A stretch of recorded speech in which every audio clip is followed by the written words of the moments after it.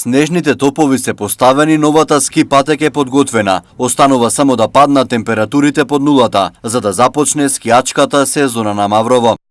Годинава скијачки од центар Маврово ќе добие повеќе ски патеки со инсталација на вештачки снег, кое што ќе се снабдува од ова вештачко езеро, така што преку инсталација водата ќе се претвори во вештачки снег преку снежните топови.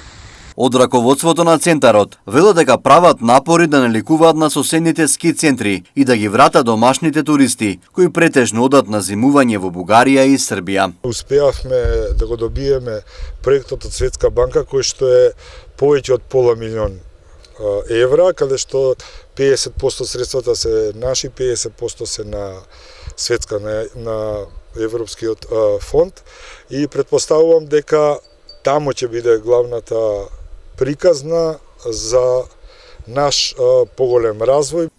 Од Ски Македонија велат дека во сите домашни ски центри недостасуваат инвестиции кои треба да ги вратат гостите. Отаму сметаат дека државните ски центри треба да бидат водечки во оваа дејност и да прераснат во економски лидери во земјава, со оглед на природниот потенцијал со кој располагаме.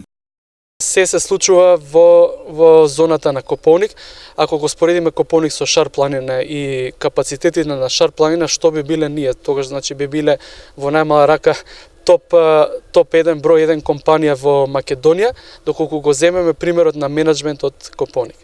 Значи со постојано инвестирање во ски патеки, во постојано инвестирање во инфраструктура, ние имаме голем капацитет. Владата треба да одлучи кој и како ќе управува со државните скијачки центри во Македонија. За неголемиот Попова шапка има изработено физибилити студија, која дава повеќе насоки за нејзин развој. Како најприфатлив според државните власти е во иднина центарот да се развива на основа на јавно-приватно партнерство.